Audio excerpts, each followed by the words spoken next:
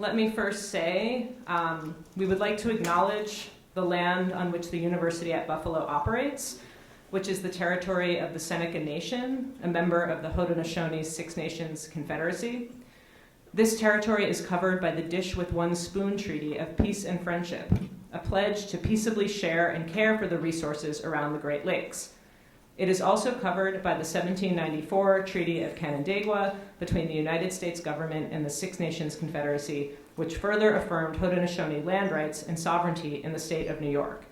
Today, this region is still the home to the Haudenosaunee people, and we are grateful for the opportunity to live, work, and share ideas in this territory. So I'm just going to briefly introduce Bob Scalise, who's the director of UB Galleries and one of the spearheaders of this incredible exhibition that we're lucky to have here across both of our locations at UB Galleries. So hopefully many of you already saw the exhibition that opened on Saturday at Anderson Gallery of Futura's work. It's called Futura2000 Breaking Out, and we have another part here in this building at the CFA, both on the second and first floors. So check all of it out. There's also a mural on Elmwood Avenue in the Elmwood Village. So lots to see all across the city, so plenty of time to see it as well. It's open through February, but visit now, revisit. You have lots of time, and we hope you'll keep coming back. So without further ado, here's Bob Scalise.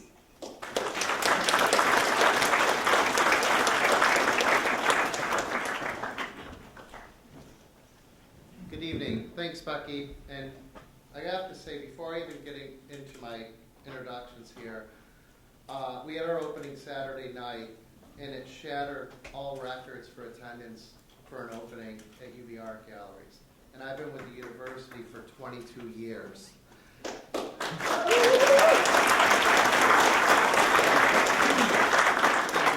Coming off of that and coming in here to the lecture series and seeing such a huge crowd, it's just a testament to Futura's work and how many individuals he's reached. And when we started planning this exhibition, we talked about Buffalo for a little bit, and I said, Buffalo shows up, and they're dedicated to their art. So thank you for showing up. Thank you for bringing it through.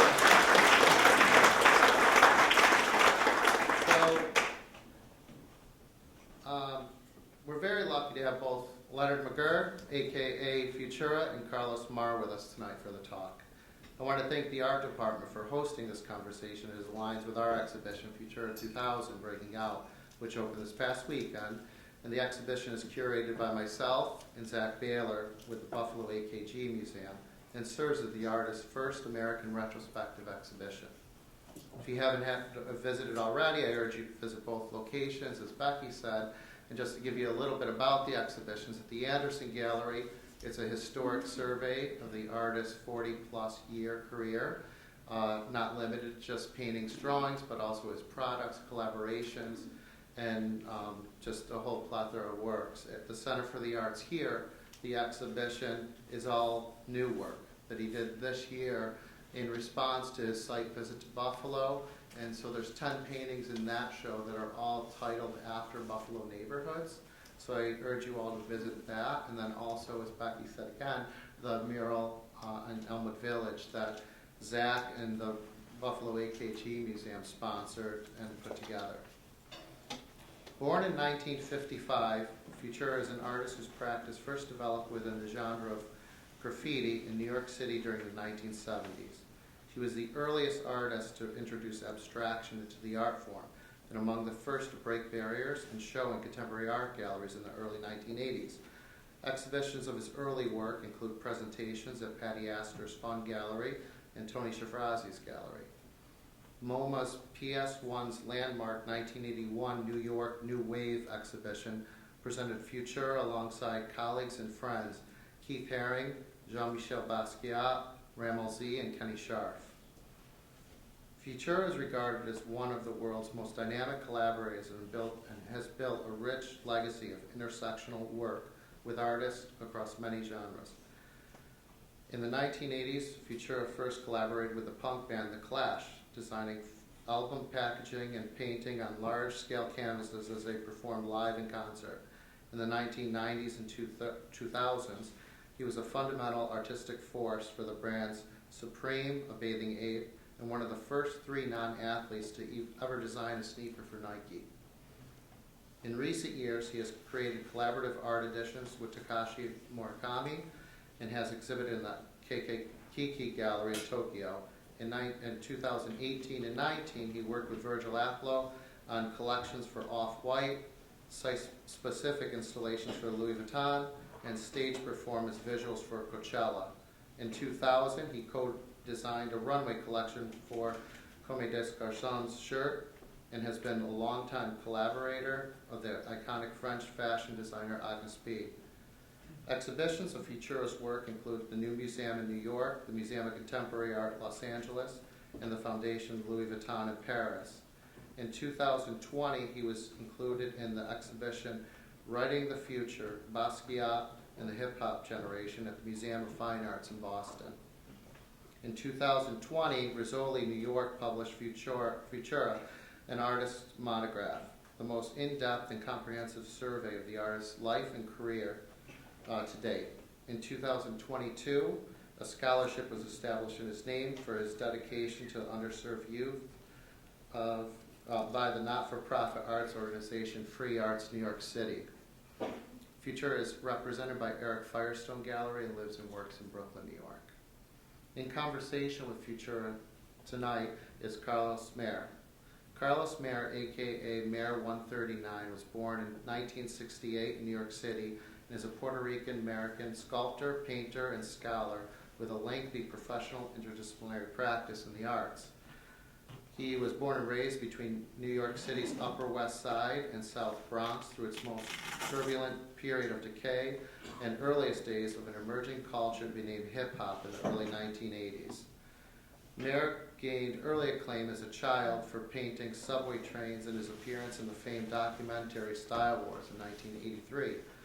Over the years, he would go on to pioneer modern graffiti sculpture, painting, contemporary academia about hip-hop culture, and venture into the internet and subsequential learning the prestige. Oh, I'm sorry, I jumped a line. My apologies. Where was I? Over the years, he would go on to pioneer modern graffiti sculpture, painting, contemporary academia about hip-hop culture, and venture into technology and digital graffiti, notably launching hip-hop online during the earliest years of the internet, and subsequently earning the prestigious Weebly Award for producing the Style Wars website in 2006. Among his known projects is designing the annual Black Entertainment Television Awards sculpture in 2001. Through the years, Mare has always committed himself to all disciplines of creativity, especially fine art, technology, and education, often lecturing at universities and museums globally, and touring as a U.S. State Department Cultural Ambassador for Urban Art. In 2019, he became a founding member and curator of the Museum of Graffiti in Miami. In 2021, he launched M139 Design Studio for his multifaceted artistic practices. Mare currently runs an art studio and practice out of Southern Florida and continues to lecture and exhibit his sculptures, paintings, and drawings. Before we get started, I just wanted to thank our project sponsors, starting with our presenting sponsor, New Era Cap, with additional sponsorship from M&T Bank, Charles Paulback, and Bronwyn Keenan. And on behalf of Zach, myself, and ubART Galleries, I just want to thank Futura for welcoming the project and allowing us to tell a story here in Buffalo. So please join me in welcoming both Futura and Carlos Mare.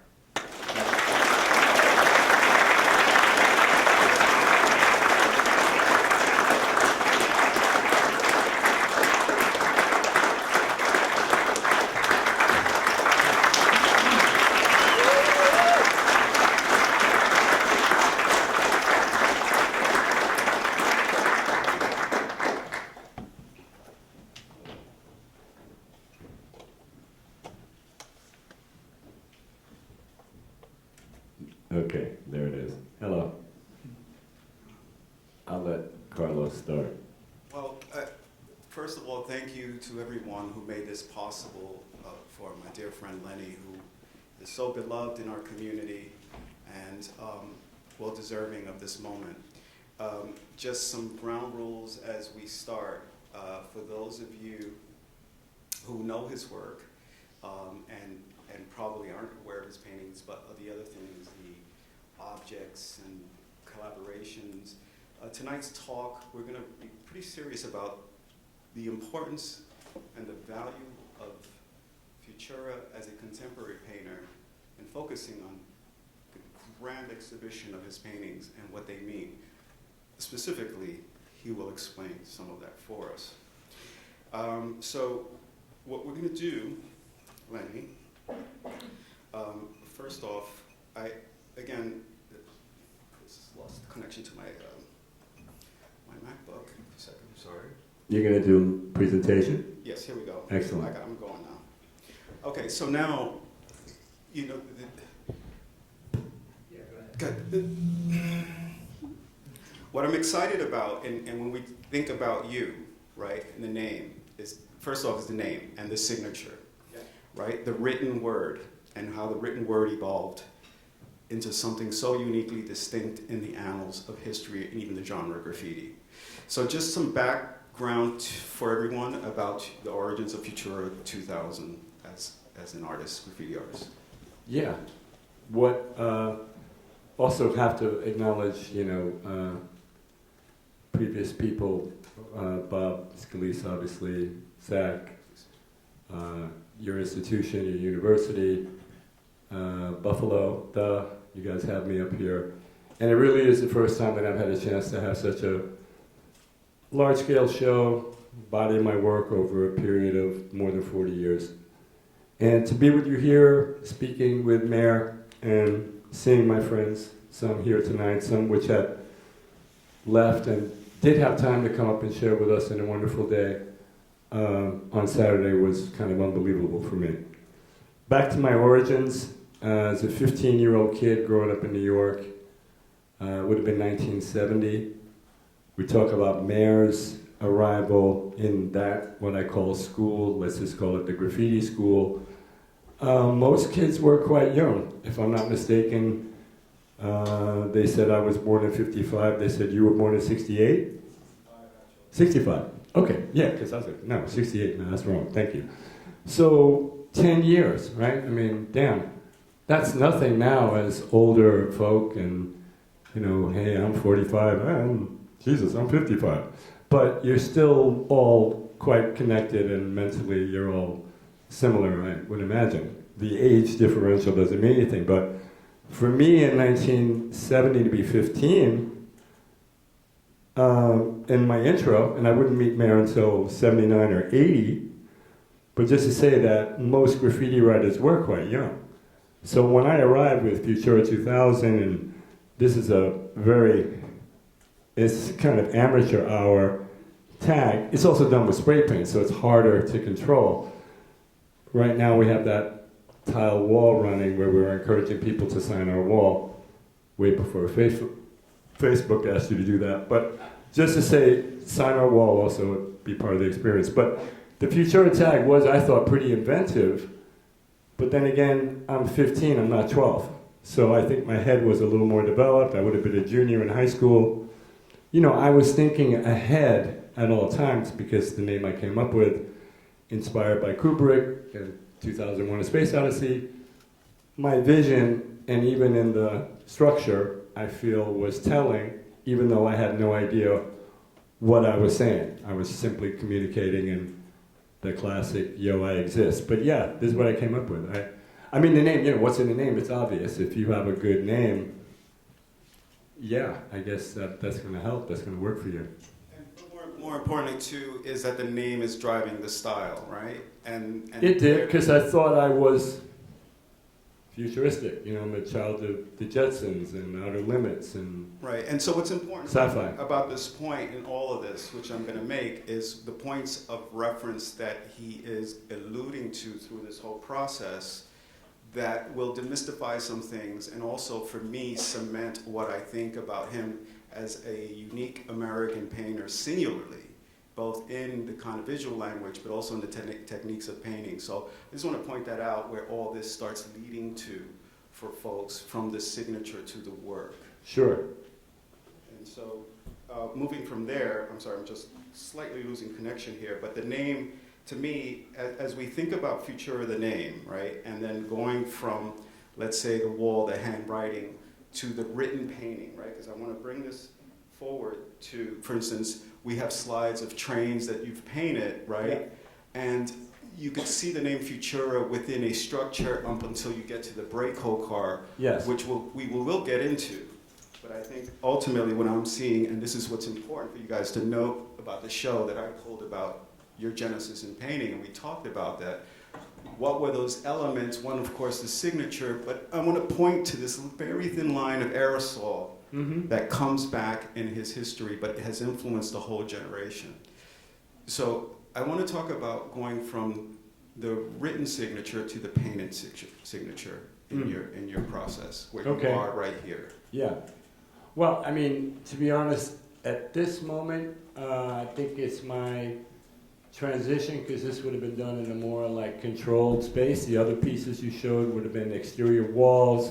Some might have been illegal trains and stuff and such.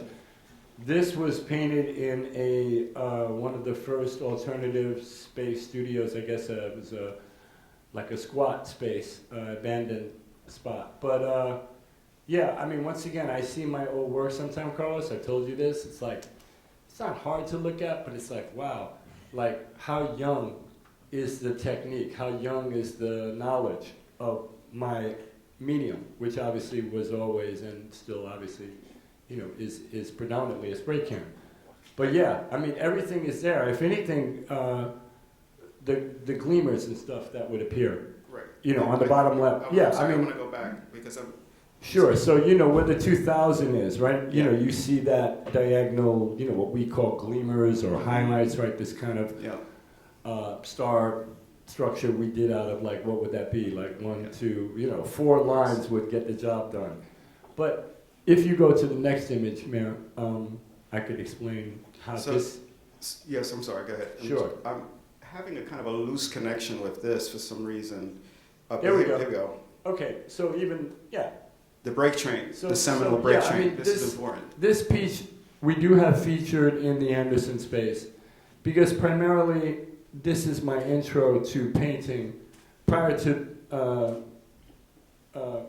I had never made a painting on a canvas or a piece of wood, which that previous piece, that Futura piece, that's on like a very flimsy piece of plywood. This was my, what did I call it? You know, it's like my graduation thesis or something, right? Because I was getting out of the graffiti school at this moment, and I was looking with some aspiration to what was going to be next in this 1980s realm, with alternative art galleries popping up and people like Keith and Jean, which we mentioned in '81, we would work together on that big group show. So this is me trying to not be like the school that in fact I graduated from, but one of its unique students who was really off on a tangent and trying to discover oneself. Because what we do and who we are, come on, I mean, we're individuals. We try to show that in how we perform and do the work we do. And graffiti was a kind of proving ground of that such individuality, which could be immediately called, because people would be like, oh yeah, but that A in your name you took from so-and-so. That's right. Or, oh wow, because there's so many kind of rules to that school as well. Right, and speaking of I'm a rule rules, breaker, and, though, and but- this is why the title is so apt, right? And in that you're saying breaking out, Sure. and this was a breakout whole card, but more importantly, Yeah, it says break right there Yeah. in my... And what I love about this innovation that would just really resonated throughout the world, it was borderless. As my brother said to me, he says, you know, he painted borderless. That he opened it up for everyone. And that this particular painting style, it was so brave that it kicked off a whole genre of painting, so to speak. Well, the scale of a New York City subway car without borders, if you will, right? Like, you know, art without borders. If you're imagining that this whole experience is moving through space, right? Like, Not to mention the beauty of our story in the 70s and early 80s is that we were painting these trains illegally, and they did run like wild animals around town. And that's a joy in modern day life like I can't experience anymore as an artist. I mean, I guess, and I'm thinking about it, you know, how do I work with the city of New York or the city of anywhere, and what do? Can we do a rap? You know, it doesn't have to be some real production, right? But, and the very fact that that artwork then could be moving, because it's something that I've never experienced again. We paint walls, we paint paintings, we do this, we do that. Hey, they sit there statically boring on whatever, you know, wherever they happen to be stuck to. So this is a unique thing that even today I think would be fantastic, to have an exhibition of a thing running around town. Oh, of course. You know. So I'm going to work on that. Yeah, For, you you know, that's I like a think lot of us will 2020. get behind it. Yeah, that's a 2026 project. I can make that. But I think here in this painting, we start seeing things very different about contemporary painting in general, in the landscape of painting, in the history of painting. All right, so this is where I'm pulling this because number one, obviously it was on a train, so that's kind of historical because that wasn't happening before. But I think the paradigm shift from what your peers were doing in these structured typography paintings, and you're saying, okay, well, I'm going to into another space, color field paintings, and other things that will, as you see the work, inform the rest of your life and your career. Yeah. And so here, from there, I think we leapfrog into something really unusual in that the galleries. Yeah. All of a sudden, they were interested in your work, and now you have to kind of adapt this to canvas, right? Yes. And so I would say, can you tell us about what that was? Because all of a sudden, when you see these early paintings, there are these iconographies that you start building. There are things that are really important in what he was approaching with painting with a spray can, right? That fine line. And Yeah. I mean, because one of the tricks to my whole craft, if it's a craft, is that, I work with aerosol can. And unlike the wall on Elmwood or any other vertical, horizontal situation, I paint with the can in the inverted position. So I'm actually working with my medium on the floor.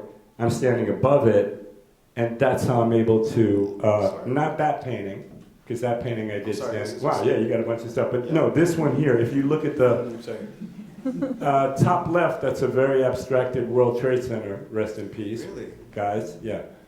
So this painting is called Under Metropolis. This is probably like 1982, maybe.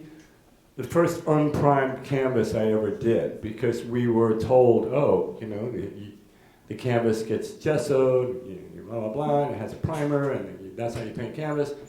And I was like, maybe didn't have gesso, right? Just had the canvas. So I was like, and then obviously realizing, the saturation's going to be different. It's going to actually leak into the fabric of the linen, the cotton, what have you, whatever the medium is, cotton. And just the definition of these lines, very early days of me making very, very thin lines. Later through my work, I could convert those straight lines into orbs and spheres. And that was the development of my atomic kind of work and all the circles and shit that I can that's do. one of the things I find really interesting in his There's work. a really great piece in this show of two of them. Yeah. That's like the utter definition of what this origin is. Right. And you could look at one and make that would be a 40-year comparison. And technically, I got to admit, and I don't like tooting my horn or play that instrument, but that shit got really good and tight and whoa, what the fuck? Yeah. Because you started developing he started developing this kind of really interesting library of icons, but more importantly, techniques, right? And then there's something I noticed here in this painting on the corner here where it's you see kind of painterly, like a splotch, and I'm like, is he using house paint or is that spray paint? No, that was actually a spray paint saturation, and if you see it in real life, it's not a planet, but it's there was always, the origins of orbs. Okay. And there are planetary shapes and even more obvious ones in my stuff. Yeah, so I want you guys to take note of that. combat what he just said about what he's referencing, right? Because referencing is what's important in all this, in the conversation about your work, you know, both in the type of painting, but also in what you're referencing, planetary stuff. Mm-hmm. Right? Yes. And again, thematically, that starts coming in with the atoms and the point man and all these other things. Yeah. Yes. I think. Well, here we go. No, here we go. This is where it starts going. So this is an amazing piece. Just want to mention an artist named Martin Wong. Yeah. Because this is from the Martin Wong collection. He was a great artist. He passed. However, he was a big graffiti kind of collector. And this is a painting that I did as part of a project with Hayes, Zephyr. This would have been like 1982, New York City, Park Avenue South. There was this is the beginning when they used to do scaffolding on a building, and they would put that's these right. kind The of outdoor. Yes. right. So it's one of those facades when they're working on the building. So they put up this thing, and this is a piece of sheetrock. Anyway, this is really the beginning of my robotic, not point man, but you know, what? This is 82. When did Alien come out? 79. Yeah, I've Geiger, who is the genesis of that form. I mean, you know, like I got to credit certain things as like, yeah, you kind of did open my head to that. But this is one of my robotic guys with the classic spray can in the hand. The Metropolis had the same one. And this is this triangle comes from some crazy old company. You remember a company called Junior Achievement? This outfit, and No. I remember it as a kid. Seems like It was some an initiative. award I would get. In Yeah, it was some school. initiative for like young people to Do good. go get them. I never got So one of those. I was like, yeah, fuck it. It's like excuse me. Sorry. I thought we were just having a conversation. It's just like giving yourself an award, right? Like how corny. I was desperate, guys. I was still trying to. You know, there's something interesting at this point, which I thought like. It's a cool painting, though. I like it. It's a great painting, like this, a great yeah. early painting, because something about painting in my imagination, as I think about contemporary painting, I thought of because of your background in the Navy and all the things that you're interested in, like rapid fire painting, which seems different than action like painting. catapults. Yeah, Sure. it's based on that. It's time to launch. Right, it's time to launch, and then always RTB, always return to base, right? 'Cause exactly. you do everything and then you get home. And so part of again understanding the uniqueness of his work is not just the visuals; it's the way he is applying paint that's unusual, like in the speed at which you apply paint and have access to your ideas. Well, speaking of speed, I heard the Bob Ross painting, his first painting, sold for $10 million, 37 minutes, okay? It took me 4 hours to paint the brake train, like God. I needed Mr. Ross. Wow. Yeah. No, allegedly that's true. It's like amazing though. I like Bob. I do too. I do too. Yeah, come on. So, you know what? I think impressive is 4 hours to paint a whole train. What did you think? No, 4 hours. I mean, it took me collectively, about 15 people hours to paint the wall on Elwood, right? It's like a 5-hour day, 3 times. So thematically keeping on early paintings, This this goes back to what I was saying at the speed at which you paint. But there's always a difference, guys, which you could, the tell is when you see line weight, and I know obviously, this is another painting where I stood in front of something that was either on an easel or on a wall, and I painted it. This was a performance painting we did in 1982 on the rap tour. So once again, I'm never going to get any of those lines we saw in some of the other pieces, and you may see in subsequent ones, because you just can't do it. I could turn the can around, but I couldn't control it. But there's the emergence of something new, right? And at this period. Well, this is it's funny, this piece we're zooming in a bit, but I was doing a very abstract Futura outline, right? There were just forms of the F and forms of the U. Because there was the R. It was like lines. There weren't really any, there was no definitive outline per se. This next slide is interesting for me because at the exhibition, when you guys go, you're going to enter and see some of the early formative graffiti stuff. And I put the door here for a reason. Yes. Right? Because the door actually informs everything else because these are your friends, your culture, your colleague. This Tell was us a about this thing. door. I mean, you know, this kind of thing exists today, except today it's stickers. You see what I mean? Like if you look at the generational division of that and now, kids are less all tagging up because you've seen the pole, the box, the this, the that, the door, sticker game, you know, or whatever. Which is also dope because it's about the volume, it's about the overkill. Proliferation. You know, shit. That's why I'm saying, please tag that wall. It looks a little anemic. We need content. We're trying to drive content here. Well, what I found interesting about this, again, what it sits around, this evolution, right? And when I think about you breaking away, breaking out, breaking from, coming from the letter writing and the written painting, so to speak, with tags, you arrive at the painting at Ohio. Yeah, this was a breakthrough. Tell us about this. So this is 1984. We got invited. No, you're not the first university. We got invited to Ohio State, which is remarkable, right? The back end of that story is not good. We got kind of manipulated, as per usual. But I didn't even, when I saw this, guys, a few years ago, they had unearthed it from the Ohio State archives. We did this in '84. They rolled the thing up. It's a 30-something foot long canvas. They just rolled it back up on a tube and stuck it back in a room. And in 2015, they found the shit. So 30 years later, whatever that's going to be mathematically, they find it, they unveil it, which is why the colors are still kind of popping. Because they basically just had it preserved, right? But this was part of a presentation. This is not an exhibition. Let me not diminish what's happening here. It's so amazing. And like I said, it's kind of like at the high benchmark of my whole story. And that water level's gone up a lot over time, and you know, there's a lot of lines on that wall, but this one's like really, you know, making it happen. But when I did this was more of an exhibition of me and Zephyr, another one of my cohorts and good friends, Andy Witten. He couldn't be here, but he is in spirit, and we're speaking about him. And another kid named Dominique Filbert, aka Iro, who's a writer from the Fun Gallery in this moment in 1984.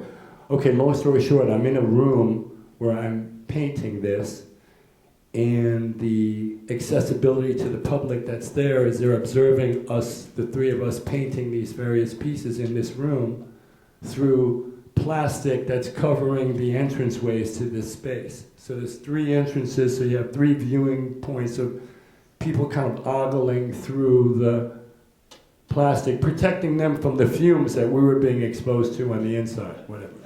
I mean, we had a mask, but, you know, come on. So the point was, I resented it because I was like, oh, look at them, you know. It's like a little bit of an animal in the zoo. It's just too obvious to not think that. So I was a little angry with everyone, actually. And so they just had me doing this thing, and I remember when I saw it, because I went to the now called the Wexler Center for the Arts, or Wexler Spaces, and they did a retro of the Ohio State collection, in which I finally got to see this a couple of years ago in real life. But yeah, I mean, it's sad because I was critical of it in the sense that, like, and once again, it's, look at the line weight. You know, this is something I was able to step on top of and really. Well, I was going to come to that. Because I made good paintings in 1984. I thought, I was very critical. I was like, ooh, that's garbage. Right, because you painted this standing up. You mentioned that today. And it's also the biggest painting I'd ever made, yet somehow I couldn't even remember making it. So that's a tell that, like, wow, that was a really bad experience. Well, thankfully we have it because, again, there are clues here of what's to come, right? It's actually all there. And, yeah, it really is. And then this is not the best picture of Diablo, but no, this is 85. This is an interesting painting for me in the conversation in the show, right? Because thank you, Brian, for loaning us this. This is an extraordinary painting. Tell us about it. Well, I mean, at that time I wasn't doing anything figurative, really. I mean, you know, having said that, there was my character in Under Metropolis, you know, kind of point manish guy, or one of my creatures. This is the first self-portrait. I did another one. I don't entitle it self-portrait, but I was actually seeing it in that way. And I did another one. It's got a pink background. It's kind of interesting. So I did two pieces that are very unlike, you know, wow, that's not what you do. But yeah, this is a special piece, and this was in our collection for a while, and then happy that this is something that left the nest 30 years more ago and found its way home. Yeah, and it's got great provenance. But also, what I noticed when I talked to you, because that era you were around Basquiat, and this Yeah, you asked me that. This had a kind of color palette feel, memory of that. Was there anything in your relationship with him that was informing your work? No, but I remember when he passed away, maybe it was 90, you know, I think John died in 89, it might have been like 90, I did this painting called Boîte de Mort. It's the box of death. That was dedicated to Jean, and was kind of not the mask African stuff, but I was trying to do a little bit of that. So as we move along, and this is where I start really getting into some of the importance of your work that lies in a unique space post-graffiti, but really attached to something so uniquely and distinctively its own, and this abstraction. You know what? I said this before, and it was really crazy, because there is a Futura is Futura, but in how he paints and what he does, it becomes a school of thought. And for those of us who, in the graffiti genre, who may not be versed on abstract expressionism or things like that, this becomes the school of thought. And yes, you can hypothesize how those are connected, and we will, but there's something really important in this part of his career where pushing paint, where I call you ambidextrous, because you can push the brush and the spray can. Yeah.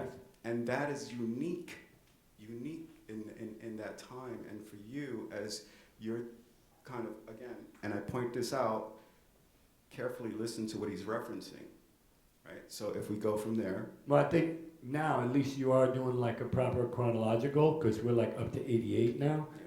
And that idea of me being ambidextrous in a sense of like, oh, you can use a spray can, you can pick up a brush, roller, other house paint, applique, whatever. I mean, recently, I'm still trying to find that balance of like, okay, yeah, I know I can spray paint, and I often get bored with my medium, and you know, man, I can do more than just what I'm doing. And it's still trying to find a good balance. And certainly some of this new work here, I was hoping to, I'm still searching, but I was super happy with my new work. Like I said, I've probably been working since June on all of this new stuff, and wanting to come up with a body of work that could stand together as a series of paintings referencing those, I don't want to call them like, you know, the AE greats, but those people who I'd always thought about, not the Kandinskys, right? None of that early comparison stuff, but more Kelly, Rothko, and certainly Still. We were talking about Still a lot on the way up here. And it's funny too, because I got the tour at the new museum, and I saw the wonderful Clifford Still collection. But yes, carry on. Yeah, no, but again, this all pulls into focus for me in the arc of the history of painting, where you lie within that conversation, right? And more importantly, that it was a conversation that the art world wasn't ready for, right? And this goes back, and I pull this up because it's an old question, you know, about us asking ourselves even sometimes, are we artists? Will the art world... 1981. Yeah. And whether we were legitimate or not, right? So what's important here is we all know. This is Mare. This is Carlos Mare. Okay, go ahead. There's a bunch of... but again, it's the big question, right? Because there is something, even as a young student, you probably ask yourself, where am I in the annals of the conversation in art making, eventually in history? And this brings us to this point about Kandinsky, right? Where it is considered with you, which is, it's interesting. You can make very interesting parallels. Pretty funny you have that. Yeah. Yeah, no, but here what's interesting for me, and I want to point out, one, both the medium, the iconography that's already been developing over time, and the dynamic speed of which he paints, which is quite different than Kandinsky himself. So I took it upon myself to say, okay, well, where are those points of interest in these two men, right? And you can hypothesize it, but I feel that Lenny lies in his own universe, in his own techniques, and his own reference, which is so special. Well, when I was first making paintings, Yeah.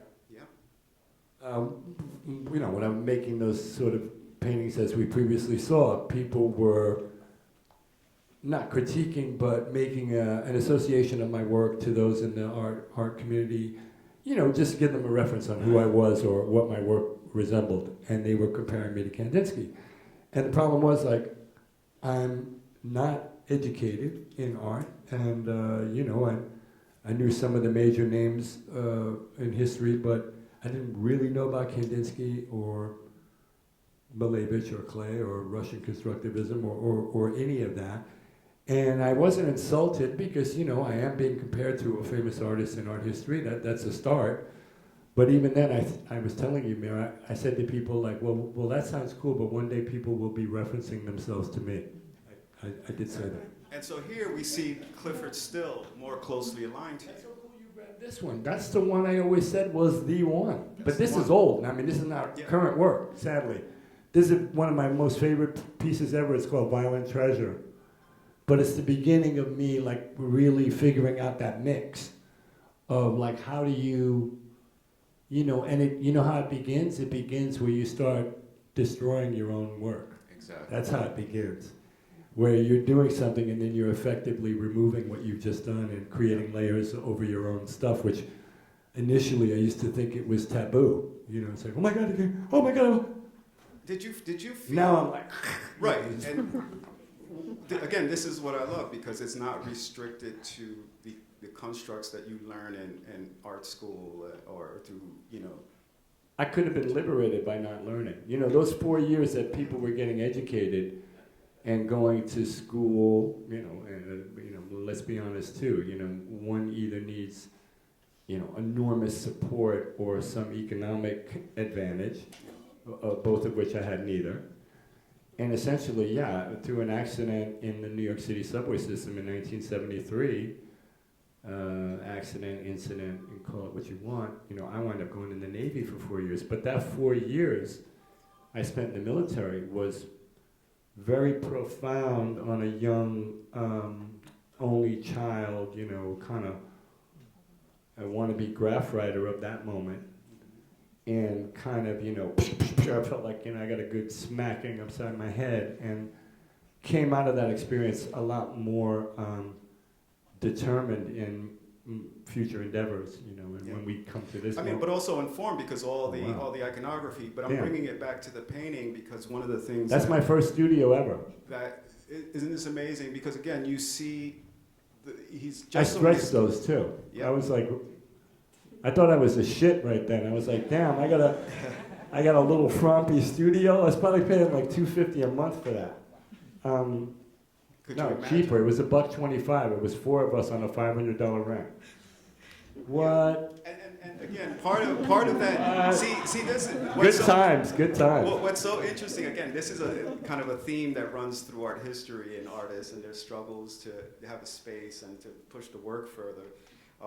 The one thing that I've always thought that was so interesting in this kind of rite of passage, you go from something so dangerous as throwing risking life to paint a train, and then you come to the safety of the studio, which is how, you know, that I hate to use the word transition because it was just like, okay, let's just go, because I think part of you wasn't shooting for, you know, MoMA, so to speak. You wanted to paint. Yeah, I mean, to be honest, 1981, paintings were going for about 500. Wow. It was like, How wait, much is that painting now? oh, let's not go there, homie. That's not a good conversation. But we see the technique. I want you to talk about painting in the way that you do. Yeah, so obviously, there it is. You know, it's the secret of the inverted can, because it's a pressure game with the device, and it's just a question of like muscle memory. And all the time I've done that, I can almost hear it. It's like the can is like whispering or whistling at me, like it's right where you want me to be. And again, the relationship, an artist making art of his time with the tools of its time, and you hear how much he loves the spray can. I've known this about you. No, I'm really into the process, because I think of Pollock. Oh yeah, Pollock's an action painter. Not really. You're like an old guy with a fucking. You got like a broom or something. I don't know. What do you like a mop? Right. Come on. You see all the drip techniques that they're doing right now with spinning things. It's like, I don't know. Some of that's just cheesy. I'm just saying, a little bit cheesy. Yeah, but in the genre of painting, it becomes so, cliche. No, I mean, would you say that about your work when you employ it? Well, I mean, in a sense, I'm a performance artist sometimes for myself, right? Because some of the stuff requires like a little bit of motion. I gotta be active. It's not just a static kind of story. But I mean, once again, like that. This is what I liked about your presentation, and this is what I found really important about. This is from SE Studios. Yes, yeah. I remember those days. And I told you. So there's a project real quick in SE. It's called SE Studios. It's from 1980.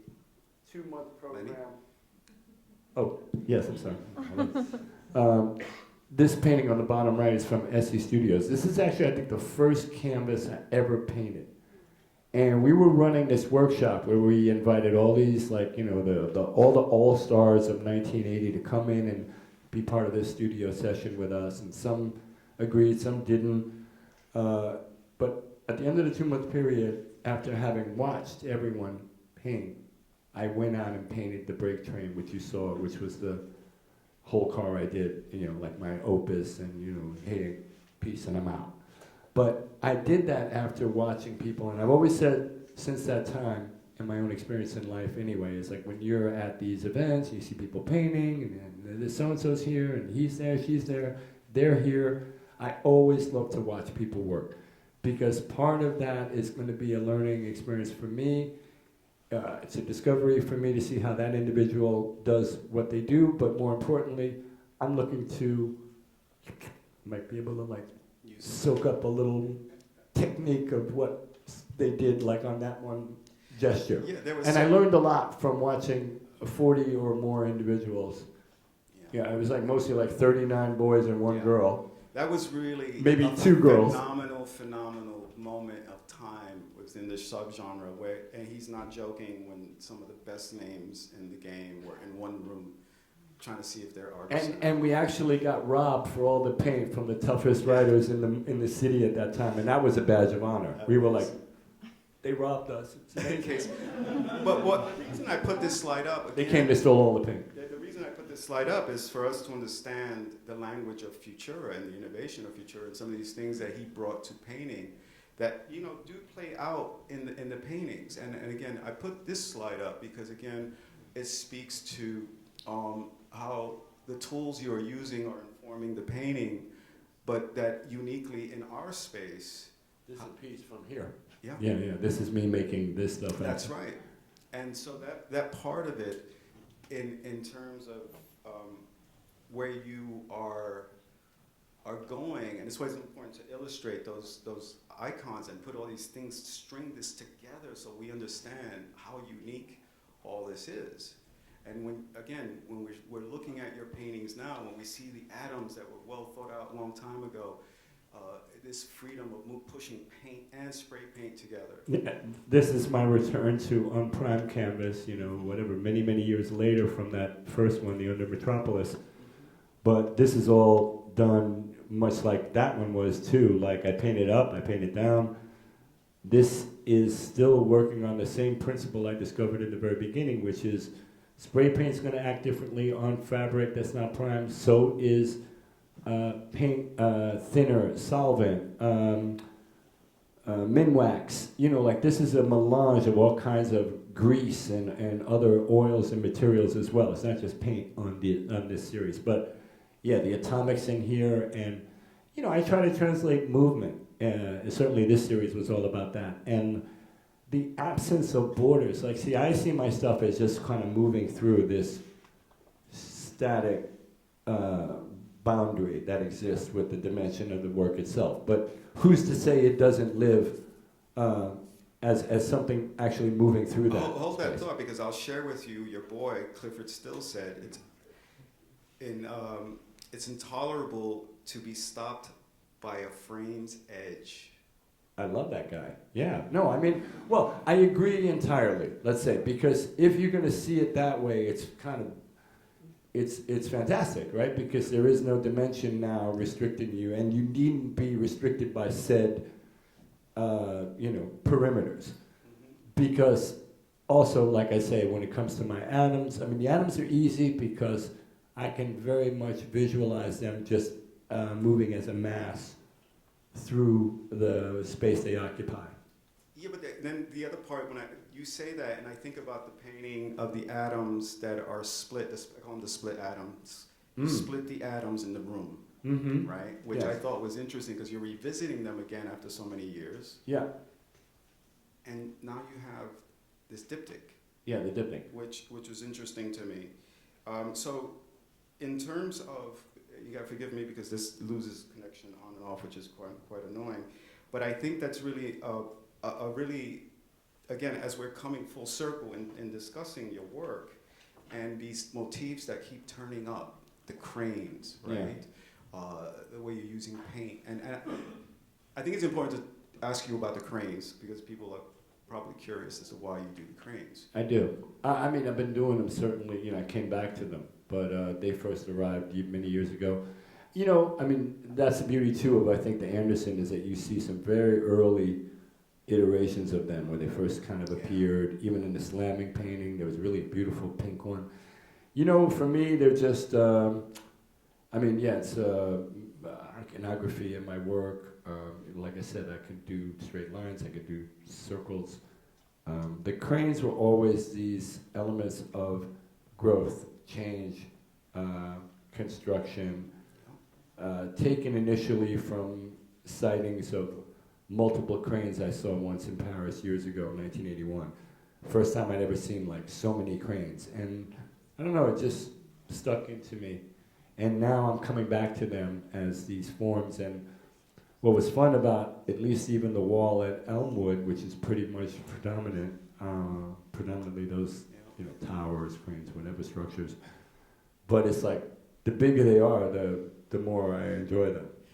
I was gonna say to you yesterday, they reminded me of subway, the pillar, the subway. Yeah, the kind of trains. girder system and the infrastructure. Yeah. Yeah, I mean, you could see them, you can imagine them too at any venue, lighting, the sort of structure for lighting and shit like that. So this painting was really interesting because it's such a deviation, Mm-hmm. and I was like, what can you say about this? I can almost say, I don't want to say this got to be mid-80s, 85, 86 or something, but very Kenny Scharf-esque for me, I would say. Because Kenny was one of my contemporaries. In fact, the first show I ever had really like in Soho, New York City, not the East Village alternative kind of gallery scene, but like a real gallery, if you will, like Shafrazi at the time. And it was me and Kenny Scharf. But Kenny, these kind of spiral guys, almost like antenna-based, like You also mentioned transmission. the atom may have come from him. Yeah.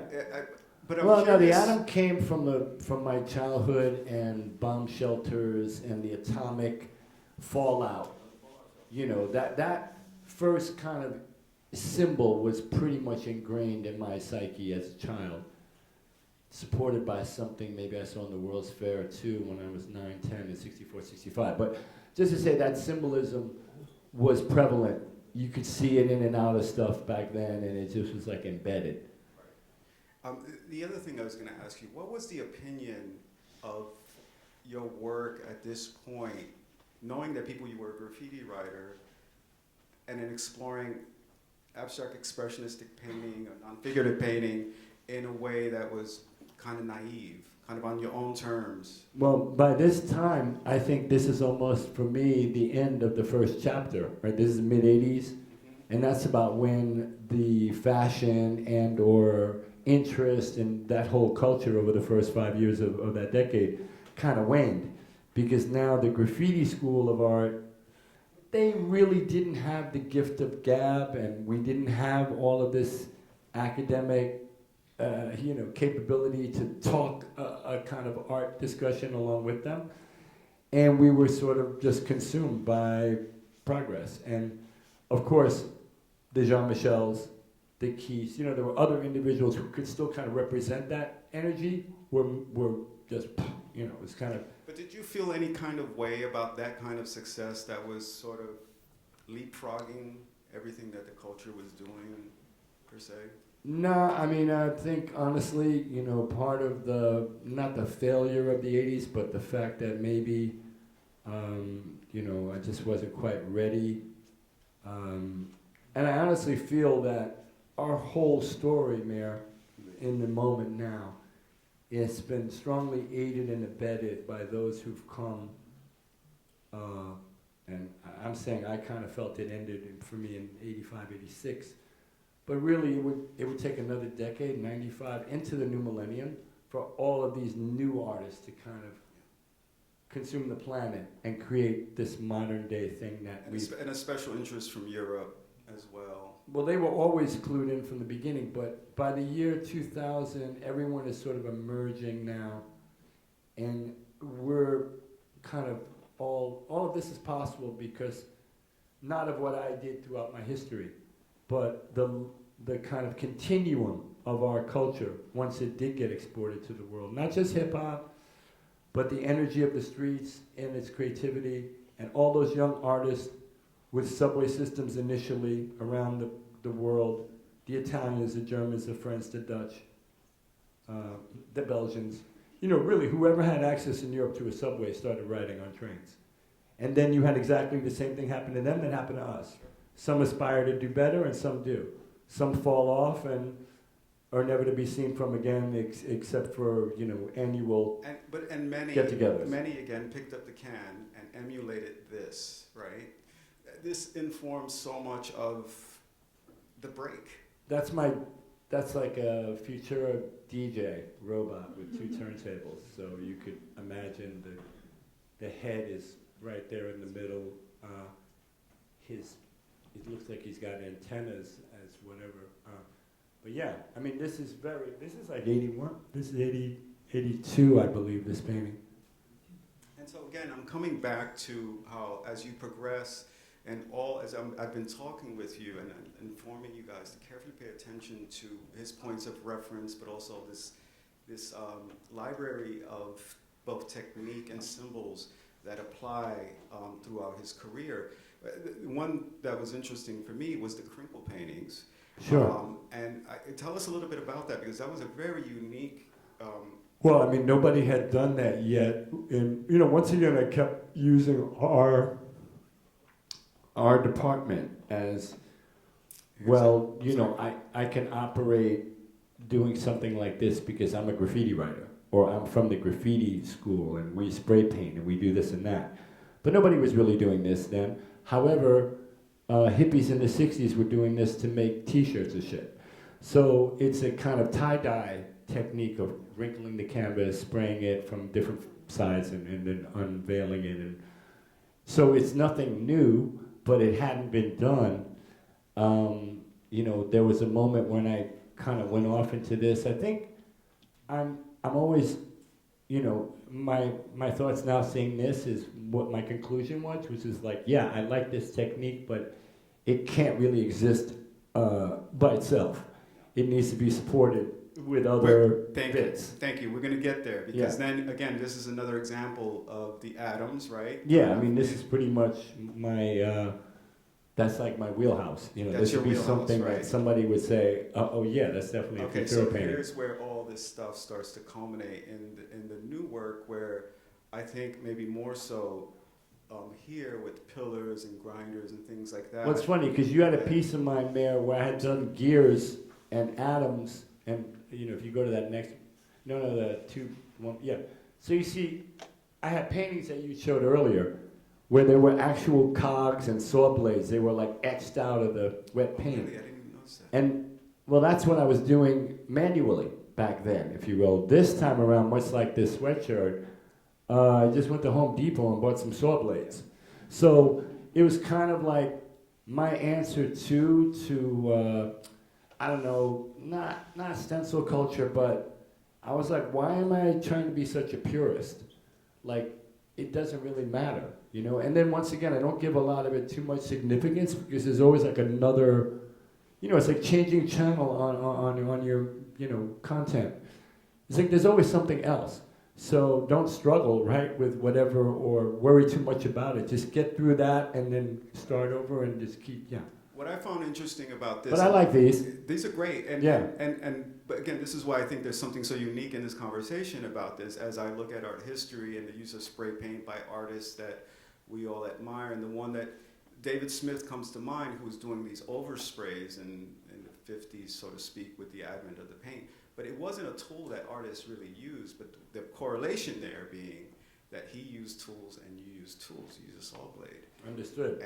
And so for me, that was kind of a moment of like, oh snap, okay, that's a point of relativity between you and the contemporaries. Yeah, I was going to say, this guy's new. He's nice. Oh, this one too. Yeah, this is relatively new stuff. So when I think about some of this stuff and I'm thinking, man, how do you know, as art students and folks who think critically of painting, right?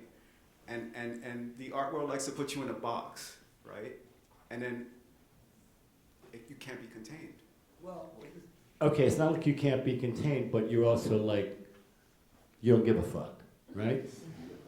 So this piece right here, I really like it. It's so flawed because anyone could forensically see exactly what happened here. I can see the back stretcher of this canvas like it was like yesterday. Because, yeah, I threw a bunch of paint up there. I'm like, oh, yeah, I want to do a cool smear. And when I didn't realize I put too much pressure on the squeegee or the piece of cardboard, whatever I was using to make that swipe, and I hit the back of the goddamn canvas. I knocked into the stretcher bar. I mean, now you see it. Now that I've told you, you see it. This is a piece of wood behind the canvas that's there for support. But you know what? I was like, oh, that's even better than like just the natural one because it's completely unexpected, unwanted, hated initially, like, but then like, nah, loved because you're one of my creations, right? And you're different because once again, like something happened, and I think I get on these little journeys with my stuff where something happens. Generally speaking, it is unexpected. And I think those are the, you know. That's a pearl of wisdom for you young I mean, like back to Bob Ross, those are the joys of Yeah. painting. When it's like, something happened, thank you, Yeah. mad happy. Yeah, Very happy, mistakes. extremely happy. And so Yeah. we come, you know, we're getting to the part Oh, of damn, now, where okay. you are today, right? Because we've come Yeah. full circle now. Wait, that's one of these guys. Yeah, this is where we are today. That's right. And so if we were to reflect back, because that's the one thing that I kind of went back and looked at the paintings and saying, well, where are the things that, where's he at today? What is he thinking about today with these works? Sure. Well, you know, I think, yeah, once again, I mean, this whole series is intended to convey try to convey some movement and some energy. Like, you know, despite my date of birth, I'm still pretty active. I like to move around and create work, you know, certainly with spray paint and brush and whatever, you know, medium I can get my hands on. But I just think as a series, I felt very good coming out here with these pieces, knowing too I was going to continue something like this, like I say, in the public work, which will survive this exhibition and hopefully be around for a couple of years. But, you know, just not to wrap everything up, and maybe people might want to ask a question or something, but... Yeah, there's one thing, there's an elephant in the room. Okay. I'll get to that because there's only a couple more slides left, but I think in all of this, like Steve Jobs used it with one more thing, and that is the point man. Okay. because we walk into the point man and in the last room, we have 4 paintings, 4 or 3 paintings of the Oh, 3 paintings, yeah. right.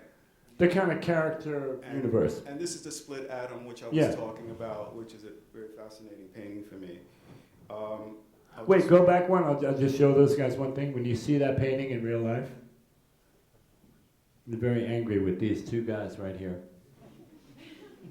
Very, very angry with them. Because, like I said, sometimes I can hear the can and I almost like know where you're at. Like I know your width, your CM. I kind of, and they totally failed me. So. And this one I chose. This one I chose because something struck me from the beginning of the conversation with that line that I pointed out to you guys in the F in the Futura. But if I look at this line that extends out and drops out to the corner of the painting, you know, that's a road well traveled for me in this conversation about you, your isms, things that are so distinct to you that others will recognize. Now, the point man is somebody else, your alter ego. I don't know what he is to you, but I want to know more. Well, he's like a fantasy guy that got born in the early days. You know, even that robot, Martin Wong character from Park Avenue in '82, he's the genesis of all that stuff. But I think the point man, through my association with MoWax in the 90s and beyond, and the identity of that, along with these characters, has, you know, popularized them, of course. Right, the cast of characters, because you've also, again, in a broader conversation, we could talk about what he's been able to do in the vinyl world and the sculpture world and the merch world with... we see that in the Anderson show upstairs. This is a wonderful piece by an artist named Charlie Becker, who simply envisioned my stuff. That happens to be a 3D print, and this is back from 19 when he made that. And actually, him making that opened a door for me to be into to get involved in 3D printing. But sorry about that. So again, the cast of characters, the language, the unique things you're bringing to painting and revisiting.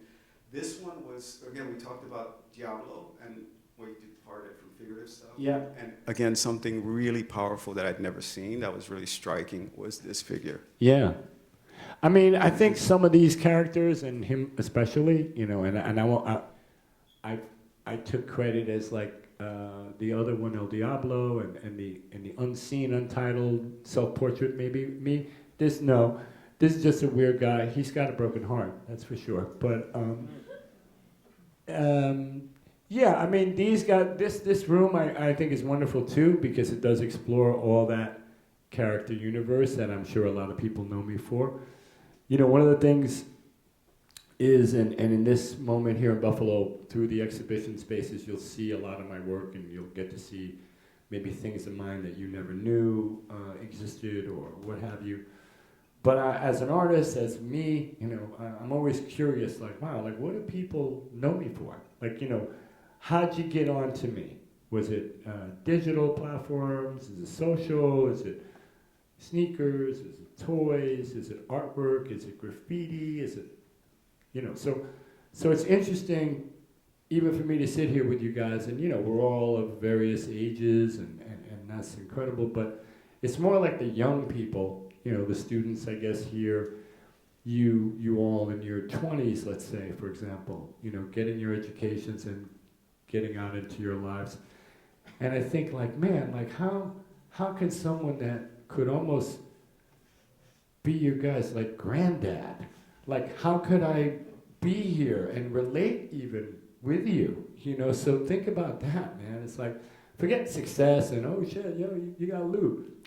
That's all nonsense, you know? It's more about, like, the human experience, you know, and I have 2 beautiful children.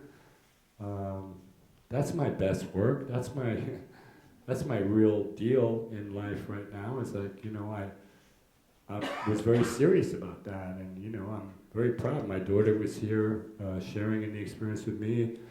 My son's out of the country working. He couldn't be here, but just to say that standing before you guys, you know, I'm so grateful for the good fortune I've had. We spoke about people who were no longer here.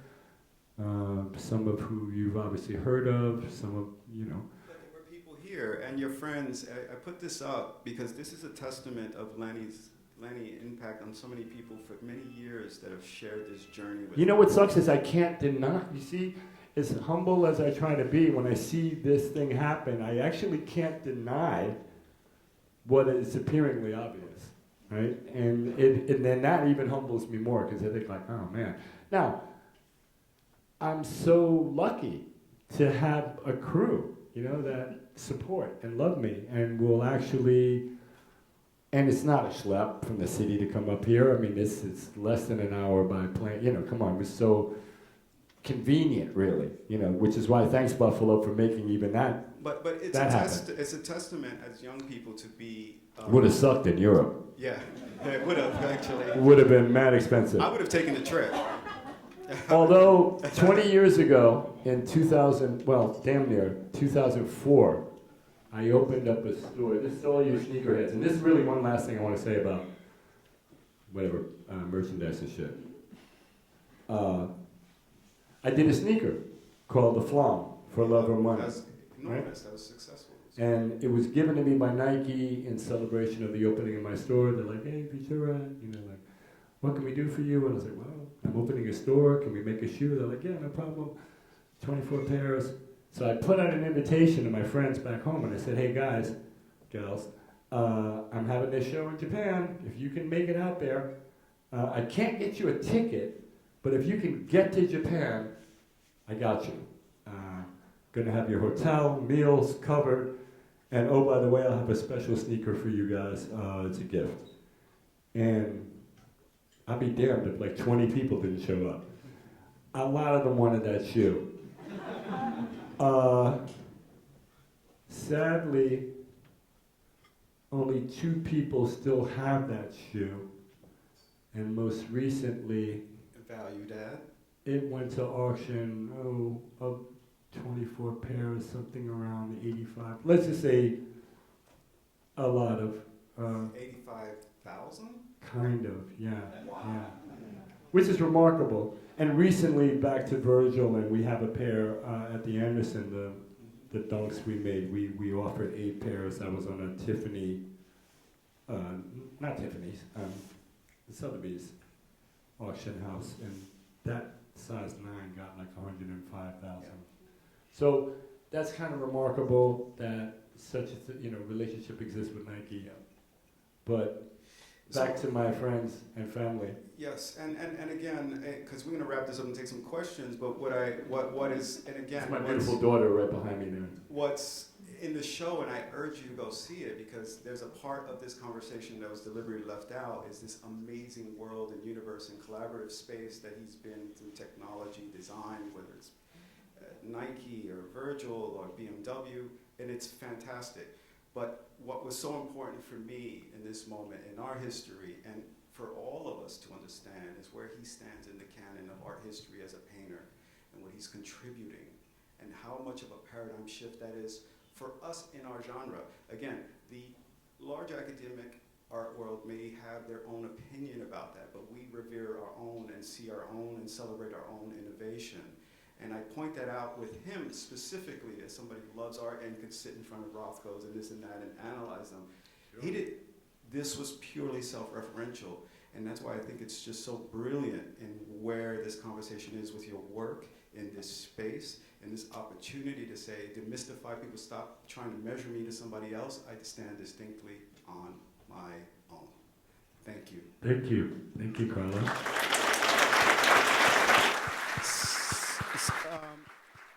We'll take some questions. Questions? Does somebody want to do me a favor and pass the mic up? Or you can come down, please. Yes, please come down. Don't be shy.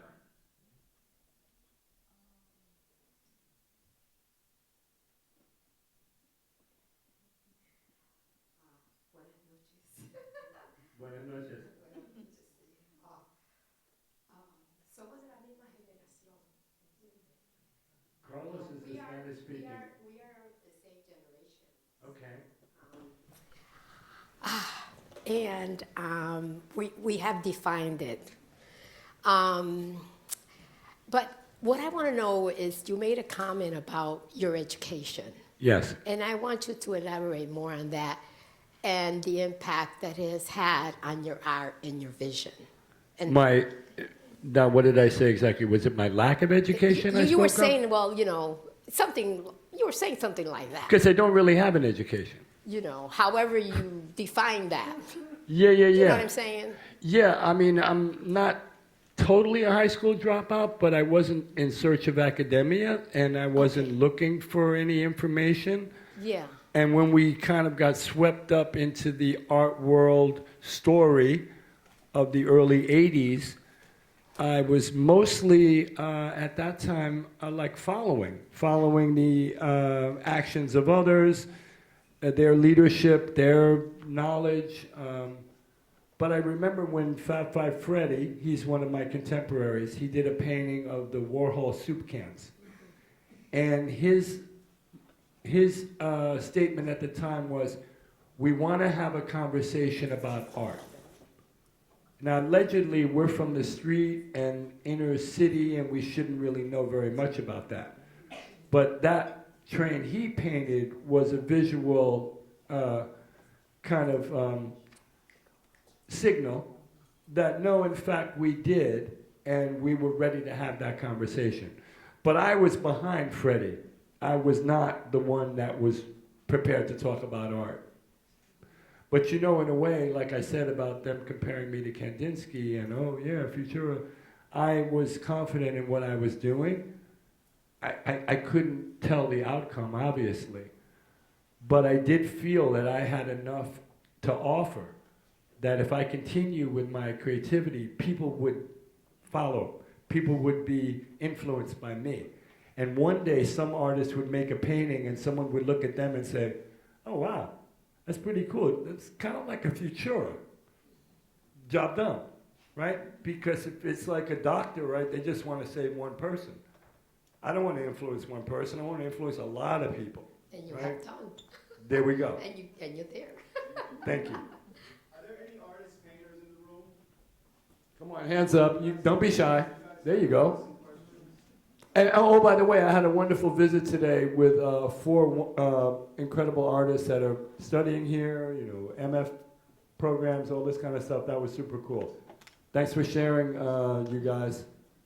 I remember Joel and Jonathan and Mies and a beautiful Brazilian woman, young lady. So thanks for sharing your artwork with me. That was awesome. What was some of the education you got navigating this different world, right? The art world. Yeah. Having that conversation, what was that like for you? What were some of the things that you learned? Well, in the beginning, it wasn't, rosy or whatever, right? Because once again, like, we weren't qualified, I think, to have those talks with those folks, and didn't really know what to say when asked about certain things. But my path has, like I say, I think we all failed out in the 80s to some degree. People were just tired of us, and it would take the 90s to emerge, and then that's when we get into, the commercial collaborative world opens then, and then here comes computing and my presence online in the late 90s or whatever. So the art world wasn't then for me, and I had to circumvent that or do some detouring around to some other stuff. However, during my absence even from the art world and my subsequent return or whatever, I feel grateful that I didn't do what a lot of other of my contemporaries and peers did. They kind of stuck at it, they kept painting, but indirectly as a result, they almost flooded the market. Do you see what I mean? There was a moment where everybody just kind of kept painting and painting and painting and painting, and hey, eventually, you're going to run out of buyers. It's supply and demand. So for me, taking a break from being a painter, being a graphic artist, working for this company, do this, do that, do this, start a store, start a brand, it got me away from the constant, oh, I'm an artist, I'm pushing my work, hey, you want to give me a show? I stand up here too, and I can say to you guys, like, man, I got so much more out of graffiti than I initially wanted, right? I just wanted, like, hey, look at me, I exist. I can't walk down the street in New York City now without somebody coming up to me and saying, yo, Futura, what's up? And that's like fucking amazing. But like, I never anticipated that. I never thought like I would become a thing, that people would be respectful, or a person that people would be respectful of. You know, it's like, I never knew we would become public figures, right? It's like, This is such an important message for young painters and artists. This kind of consistency in your work and persistence that was just, now it's aimed for a marketplace. Now it's obviously aimed for a marketplace, but more importantly, which is quite beautiful that it's in this setting, in your heart of hearts, like you said, you want to reach as many people as possible and teach them. well, I've been wanting to do that, like, honestly, since I did get online, and I kind of could see a digital universe where you could talk to people around the planet and stuff, you know, in a kind of very interesting, creative exchange kind of way. But, yeah, I mean, I'm just very grateful that, you know, I've just kept busy. I think I'm definitely not lazy. How you doing? Money aside, having come from the street when the commercial opportunities started to present themselves, how did that make you feel about yourself and the art and the changing directions for you with that? Yeah, well, I mean, you know, it's always a struggle, right? Because, you know, for one, I think the argument for me has always been like, I'm not chasing money, right? You know, it's the money and the reward for the act. That's not the thing. You know, jobs have to come with some relationship-based kind of thing, right? It's got to be built on something, not just like a reward or a paycheck. Because even more recently now, people tend to feel like, and I remember it happening to me back in the day, like somebody's like waving a check or something, like as if that was going to make things happen. And from this individual's point of view, it did, because apparently that's all he needs to do with people is just put money in front of them, and they're just, oh yeah, thanks. So part of my struggle through life when I raised my kids and all this time away from like any kind of real success was that, you know, I always felt that, well, you know, no one really cares. You know, I would have a feeling like I was constantly being manipulated in some way, you know, and it's like almost like paranoid, right? I mean, there was a moment, and I think this more relates to the art world. I always thought they were kind of sinister. And, you know, because, I don't know, I felt like, you know, sometimes as an artist, I mean, if you're just immediately willing to give up half of something, it seems like a large number. You know, can we do 40, 60, you know? Can we work out a better arrangement where I feel like, you know, I'm not necessarily being used, but at the same time, can you give me that insignificant numerical hit, but some advantage to where I feel like I'm not being taken advantage of, right? And that what I have to offer you, me personally now, against another individual per se, is that the risk reward with me is lessened because I'm me, it's me, right? I'm more value than, so go with me, give me the up hit. Well, whatever, it's like we used to just be run by, you know, the system, you know, and you artists listen up, you know, you need to speak up for yourselves and make sure you're not being taken advantage of, and please represent your value, you know, once you can determine what that is, and take no shorts, you know, like, because the world is cruel. It's all business out there, and it's greed, and it's like relatively nothing really good that I can sit here and tell you about. So just, well, just take care, that's all. Yeah, and you're good because you insulated yourself. Well, like, you know, now I've got a great team and, you know, folks around me and, you know, protection, you know. I definitely got lawyers and accountants. You know, I have all those things. Right. At the time you started working, graffiti was deeply like intertwined with music and notably hip hop. You even take up rapping for a little bit. We don't speak about that. No, it's great. Everybody should look it up. Can you speak on how that affected, you even worked on some album covers, I think. Can you speak on how that affected your career and, you know, what you took away from that experience?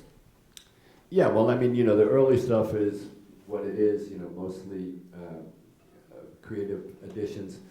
The Mowax era that I appear on a lot of records through that catalog is awesome, just in terms of like, that's a, you know, opportunity to get my work out through another channel, you know, another platform. You know, it's pre-digital almost.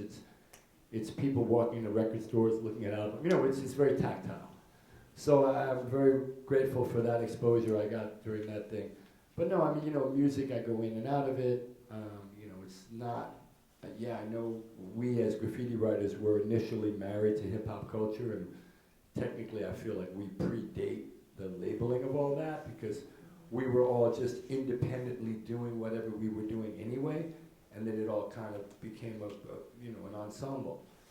But no, music's not. I mean, you know, I'm still pursuing, you know, whatever, have opportunity to work with some musician, do some graphics or artwork for them. I would love to do that. But it's not like super important, you know. I mean, because, well, yeah, no, because, you know, I have a great playlist and, you know, I listen to music, no doubt. But I'm also, you know, hungry for information. I was all on this NPR thing today. It's like this whole Roman Empire, right? What's up with that thing? It's like ridiculous. But, you know, so I'm into information. I'm into sports. Your Bills won yesterday. Go Bill. You know, it's like shit like that. You know, like real kind of stuff. You know, like music, it's more like, oh, okay, you know, you want to go to the club. You want to just have a little soiree. But it's not as important, you know, at 67 as it is at 27. Let's be honest, you know? Yeah, sorry. So your art is obviously influenced by the decades you grew up in, and so would you say that your subject matter looks to the future in your pieces because this notion of how humanity has changed so quickly in the time that you've been alive fascinates you? Or do you think it could be a response to the lack of future you had when you were growing up in a time of chaos in NYC? Yeah, that's a great question, I think. Yeah, I mean, you know, I've always thought, like, you know, first of all, obviously, you know, proven I'm a survivor. You know, definitely want. There's a great line in a movie I love by Ridley Scott. It's called, you know, everyone's seen Blade Runner. But it's the end of the film when the protagonist, one of the main replicants, Rutger Hauer, he confronts Terrell, the maker. You know, he's like up in the tower, and he's got the guy, and he's like, in some versions of the movie, they'll cut the word fucker out, but he's like, I want life.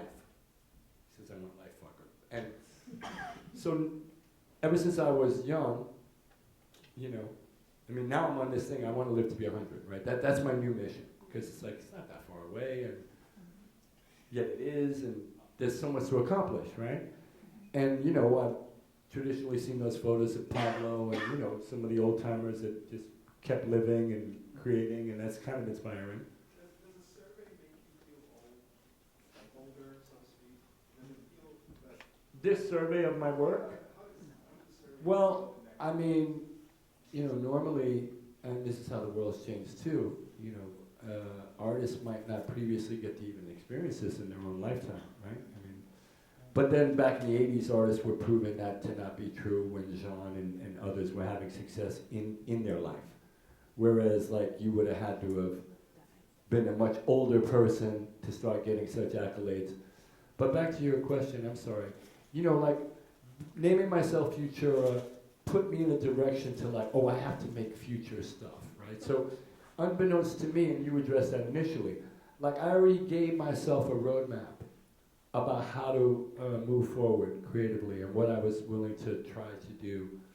But I will say, by 1999, shout out to Prince, I was kind of like, ah, damn, you know, should have been maybe Futura 3000, even though Andre did exist too. I was like, okay, a little short-sighted, dude. But from the 1970 Futura 2000, woo, yo, check out my tag, I'm shooting off into the future, to arrive to the year 2000, some 30 years later, was a bit anticlimactic. And oh, by the way, at that moment in history in this country and the world, we were fearing Y2K, which was this thing, and you young people may not know about this, but it was like where they thought all the clocks were going to get reset to fucking, 4 zeros or whatever the case may be. They thought the whole system was going to fail out. That was like, it's a kind of bunk conspiracy they started rocking in '98, just to scare people. I'm sure a lot of people made money on that, but that was like a kind of a faux scandal or like a faux fear, right? That's not even a thing, but you know what I mean. It was not true, and I think they fabricated that just to scare people. But anyway, that's when I went to Futura2000. And this woman, what's up with that? Yo, you know how to rock a bucket hat, by the way, miss. I like that bucket hat. I'm a big bucket hat guy. But you were speaking Spanish, and although I grew up in New York City, and quickly, I grew up with a white father and a black mother, but they weren't my biological family. So, and that's kind of how I got into graffiti, actually, because it's like, had a conversation, oh shit, I'm not who I thought I was, okay, who am I? Oh, I'm Futura2000, right? So that's kind of, and maybe that's why it took me so long to get into graffiti, because I got the information late, identity crisis, go do this and you'll solve your, this is your therapy. Go create some identity for yourself and be that thing. Right, this is what I'm picking up, right? There's Futura2000, there's Futura2000. 2000, yeah. And there's, at this point, Futura. Yeah. When you say Futura, you're not thinking of the typeface. That's true. Shout out to Paul Renner, 1933, and the Ford Futura car of the 60s, which, and I think there was a blender, and oh yeah, Sony had a Singer had a sewing machine. But, so, nothing's original, come on, let's be honest. Just to say finally, though, yeah, thank you, UB, thank you everyone. We don't want to bore you, and everyone's got foodie and dinner plans. But honestly, thank you so much for having me up here. I've been up here a week yesterday. This is Monday, right? Yeah, I got up here last Sunday night. And honestly, it's just been so cool. I never heard the term Western New York so much, so I'm gonna go back. I'm gonna go back home and I'm gonna just like big up Western New York. Because the funny thing about that is like East New York, okay? It's not Eastern, okay? There's Eastern Parkway, but East New York is one of the wildest fucking areas in New York City. So I'm in West New York. I'm going to shortly go back to East New York area, but I love you guys so much. I'm kind of a hometown hero too, if you accept downstate people born downstate. But I'm a city guy, I'm a New York State guy. New York State of mind, it's not just the city. Okay, that's a little bit, we're got like a bigger thought there. So really, thanks so much for everything. Come see the wall on Elmwood, sorry. Elwood, that's like thank you, yeah, back to Kenny, that's right. No, but wasn't it Elroy? Yeah, it was Elroy. But what was the dog's name? Astro, yeah. Where's Elwood? There's an Elwood somewhere. Thank you, that's what's up. Who was that? Was that Belushi or Aykroyd? Which one's Elwood? We don't know. That's the real question. It's Aykroyd. Okay. That's it. Are we done? Yeah. Okay. Yeah. Yeah. It's like, yeah. We are. No, before we go, I sincerely thank you all for sharing in this conversation, a conversation I've been wanting to have with you for many years as I study you and learn about painting, as I look at painting in the world, as I travel, and why I value you. And as we do, we speak to you. We are of your time and your generation. This is, usually you know, there is something about academia that pushes you to study Rothkos and Picassos and so on and so forth. You have a living legend in front of you who has shifted the paradigm of art making for the last 40 years, so to speak. So for me, it's a deep honor to have center stage with you. I love you and this that you've given us now and forever. Thank you, Lenny. Thank you so much.